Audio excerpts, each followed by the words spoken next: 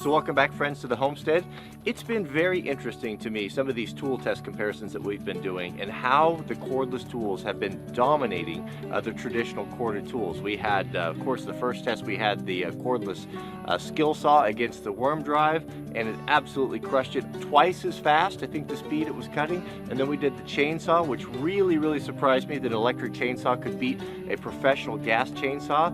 And so a lot of suggestions have been coming in, and one of the most common ones that I've received this last few days is the reciprocating saw test. So what we have today is I have my old faithful DeWalt. Actually, I have two DeWalts here, corded Sawzall. Now I have had, I think, 4 of these. When we used to do, when I had a wrecking yard, we used to cut up lots of Jeeps and bodies and things. We used these, and they were really super tough. The thought back then of having a replacement that could be cordless was not even in the realm. So on the other side, we have the FlexVolt 60 volt, which the big batteries, which is a really close competitor. I'm wondering, I'm very curious to see which one is going to be the better cutter. So I have a little test set up in the shop. Let's take you in there. First, we'll take a quick look at the tools, and then we'll set the timer and we'll find out who's going to come out on top. See if it'll be a 3 for 3 for the cordless tools. Let's take a quick look at the contenders here. So we've got the traditional, the corded, what's this one? The DW304P, whatever that means. This is a gently or lovingly used saw that I've had for a long time. Well, I'll tell you, what I'm finding out with the cordless tools is when I get a cordless tool that replaces the corded, I don't use this anymore. I have not used this saw since I've had this one. It's just the convenience factor. It's so much better. I can go down and have a remote area. It's just one less thing to worry about. It's so much more versatile, especially if you're climbing up on ladders. Not to have to deal with that cord is worth a lot. But they're very similar in design. They're very similar in shape. Of course, the cordless, we got the brushless, the 60 volt FlexVolt. This is the good one, the brush with the brushless deal. Only main differences that I see is, you know, from using them is that ergonomically this one's better. It's got a bigger handle. You can get better purchase on it. It's got a light on it, which I really like. One thing I don't like about all these cordless tools, and I fear that Safety Sally has gotten to the manufacturers, is all these safety switches, which make it, you know, you want to use it and then you're in an awkward position and to deal with the safety switch. One thing I really kind of like about the older tools is it didn't do that. I wish we could just get rid of these things. I just don't think that they're necessary. But with that being said, I just thought of something that does happen with the cordless tools is, have you ever thrown them in the toolbox and hear them going, especially your drill, because the trigger gets pulled? Maybe I need to rethink that, but that was just, I'm just kind of thinking out loud here. Let's go over to the bench and let's see what we can do here. All right, chalked up on ye old workbench vise here is a very dry and hard 4x6 Douglas fir that's been sitting and drying in here for many years. And what we're going to do is we'll do a double cut here. We'll do a cut down, and then we'll come around and do an underside cut. We'll do 2 cuts, and we'll run the timer, and we'll see which one comes out on top. As far as the blades go, the blades are identical. These are brand new. They're both the same blades, so they're DeWalt brand aggressive wood cutting blades, and so there shouldn't be any advantage to either side there. So let's start with, what are we going to start with? Let's start with the corded first. We'll set the timer up, and then we'll go through with the cordless, and then we'll find out. Normally I do these tests outside, and there's always been some concern, and I think it's an adequate concern, that the corded tools are at a bit of a disadvantage because of the extension cord and some voltage drop in there. So we're going to plug directly into a 30 amp circuit here with the provided cord, so there should be no concerns there, and that will take care of that problem. All right, here we go. So what I'm going to do is I'm going to cut down and then up, and I'm going to press as hard as I can. I'm going to try not to stall the tool. I want to keep the blade speed up, but I'm going to really press it as hard as possible. So let's set the timer in 3, 2, 1, go.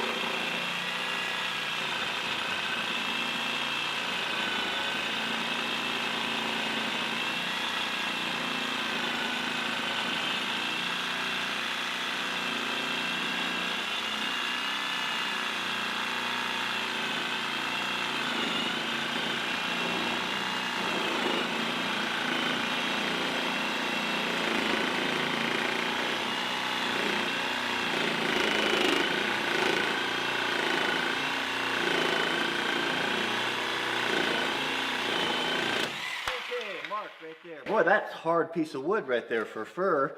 So that took a long time. I don't think we need to do the uppercut. Plus, this is just going to take too long, and it's not necessary. But yeah, pretty good cut. That was pushed it as hard as I could. It was starting to bog down a little bit, but that's it. That's a pretty good cut for a reciprocating saw. Okay, same piece of wood, and there's a little knot right there. I'm gonna move over here to clear that knot so we don't have to make it equal. Okay, start the timer in 3, 2, 1, go.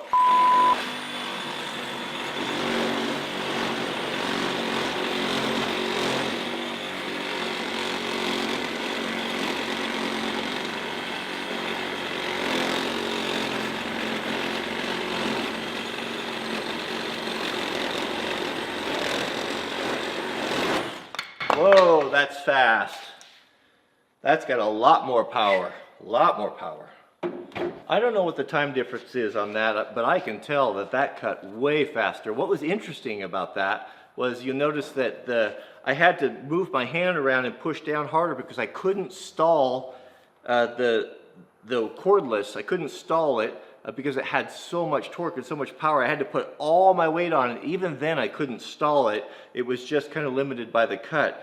I mean, it just continues to amaze me how powerful these cordless tools are compared to the old school, you know, the older school ones. You would think that it would be just the opposite. And it's not even, I mean, what I'm starting to find with these things is it's not even close. I mean, look at the skill saw video that we did. I mean, that skill saw, that cordless skill saw cut over twice as fast as a big professional Mag 77. And that was a total shocker to me.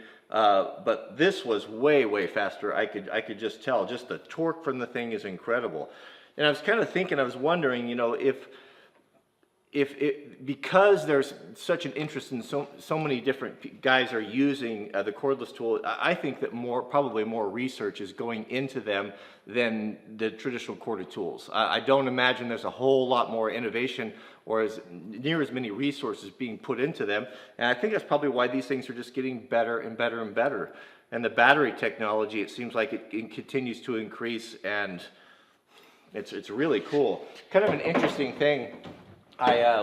This weekend we loaded up the van and we went up with some friends up to Mount Fuji and camped at the lake, and we did some amazing dirt bike rides. I got some video that just blow you guys away, and canoeing and all of that. And we were talking as the three of us or four of us were sitting around talking about bikes and the future and the technology and all that. That one of the guys said, that was our group leader, said, you know what, I just bought a new Husqvarna this year. He's basically the same bike as mine. He goes, I think that this is my last gas motorcycle. And I said, what are you talking about? You talking about electric? He's like, yeah, I think that the next bike that I purchase is going to be electric. And it's what's so funny is that we were riding a couple weeks ago, and I heard the strangest sound. It was, all I heard was like tires on gravel with this motor whining.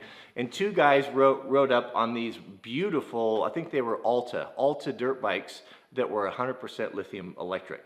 And it just blew me away. And they're starting to compete in races with these things. And to be able to have something that you don't have to have gasoline, you don't have to deal with engine problems and rebuilds and all that stuff, and the lightweight and the maintenance is super appealing. So it's a very exciting time to live. And if we can get that battery technology to a point where we can get these longevities, I'll tell you what, I mean, if I could buy a motorcycle that I could go out and ride for 4 or 5, maybe 6 hours would be nice. I would strongly consider it too. So kind of interesting. It's exciting to see. Just a big fan of this. So these electric tools, they just are so convenient. And I'm really looking forward to our chainsaw review. We've got the big DeWalt. They're supposed to be sending that out. And then we'll put that up against some gas saws, and we'll see what's what. I also would like to do, one concern I have with those things is how many cuts can you get, talking about the chainsaws.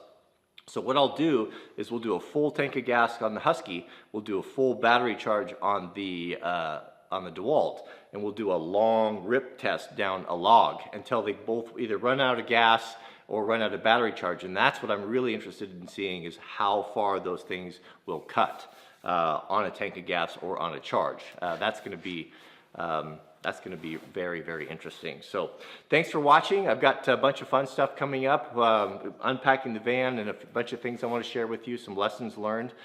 Jack and I both came off the mountain with pretty good injuries.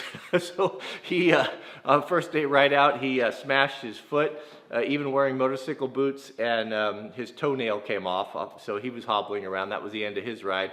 And then the next day I hit something and I broke my pinky toe.